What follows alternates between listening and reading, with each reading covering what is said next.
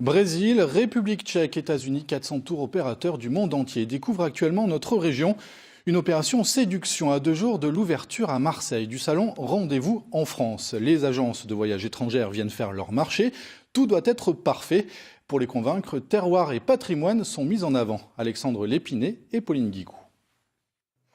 Quoi de mieux pour découvrir la Provence qu'une balade à vélo? Depuis 4 jours, ces tours opérateurs étrangers sont en repérage. Au programme aujourd'hui, un circuit dans l'arrière-pays.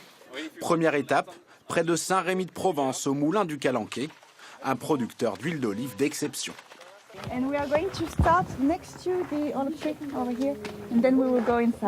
Moi, je suis française, mais j'ai une entreprise au Brésil.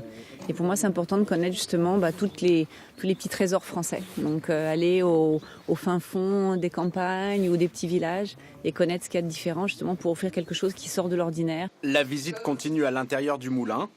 Cette voyagiste venue de République tchèque semble très intéressée. Déjà présente sur la Côte d'Azur, elle compte séduire de nouveaux clients avec un circuit en Provence plus authentique. Chez nous, on n'a pas de produits comme ça, alors je pense que c'est vraiment intéressant. Ça nous plaît, le paysage, tout ça, les olives, les lavandes, c'est magnifique comme pays. Impossible de quitter les lieux sans goûter à la cuisine provençale. Pause déjeuner pour le groupe sur la terrasse de Semas. En tout, les 9 circuits proposés dans le Vaucluse coûtent 50 000 € au département. Un investissement conséquent mais consenti sans difficulté.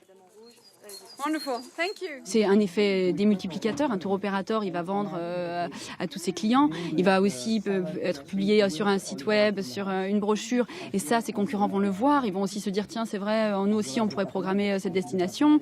C'est un effet sur les années à venir. C'est pas juste l'année prochaine. Ça va être aussi sur les 10 ans à venir. En région sud, près d'un tiers des touristes qui arrivent jusqu'ici ont fait appel au service d'un tour opérateur. Des centaines de tours opérateurs venus de 70 pays, le salon qui s'ouvre mardi à Marseille est le rendez-vous à ne pas rater pour les acteurs français du tourisme. Une opportunité que la région sud compte bien saisir. Son président est notre invité ce soir. Renaud Muselier, bonsoir. Bonsoir. Alors on l'a vu, l'opération séduction a commencé. Tout cela a un coût, plus d'1 million d'euros pour accueillir ce salon. Le jeu en vaut la chandelle ? De toute façon, il faut faire la promotion de notre région. La France est la première destination touristique au monde. Notre région est la première destination touristique en France après Paris.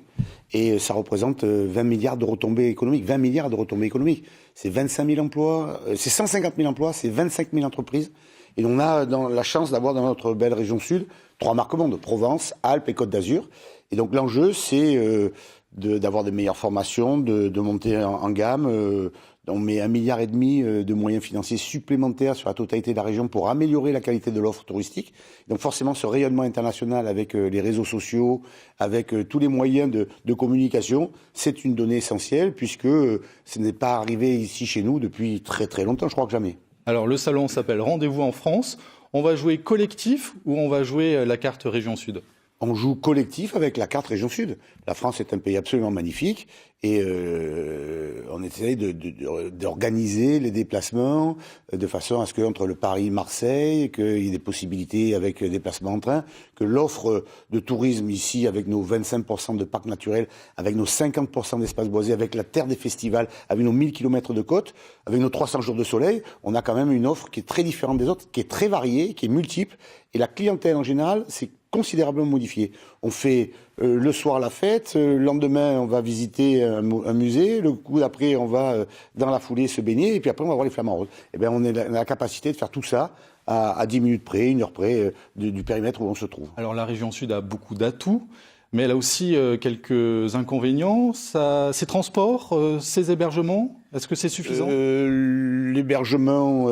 Tous ceux qui ont investi et qui ont amélioré la qualité de l'hébergement ont progressé. On arrive à fournir du camping aux 5 étoiles, on arrive à fournir de la garrigue avec l'arrière-pays ou à la mer. Et donc on a vraiment une offre globale totale. Il est bien évident que là, il y a une difficulté de circulation. Comment faire en sorte qu'il y ait de moins en moins de voitures ? Comment faire en sorte qu'il y ait 0 pic de pollution ? Comment faire en sorte que l'on puisse faire du vélo ? Et d'ailleurs, la région consacre par rapport à le reportage qui a eu lieu juste avant, 25% de son budget sur le plan climat à la COP d'avance. Renaud Muselier, une dernière question. 4 mois de mouvement des Gilets jaunes. On a encore vu hier à Paris une journée de violence. Comment sortir de la crise ? C'est un problème politique. Aujourd'hui, il n'y a pas de réponse politique. Mais de toute façon, avant tout, le gouvernement doit faire, c'est son rôle essentiel, régalien, respecter l'ordre public. Et aujourd'hui, on ne peut pas supporter, on ne peut pas accepter de voir les voitures de policiers qui font marche arrière devant des hordes sauvages qui les chassent. Et ça, pour le tourisme, c'est très mauvais. Quand on voit les images des Champs-Élysées circuler à travers le monde, c'est pas possible. Donc là, il y a une carence gouvernementale qui est importante. Merci. Il faut reprendre la main. Merci Renaud Muselier d'avoir été notre invité ce soir. Merci.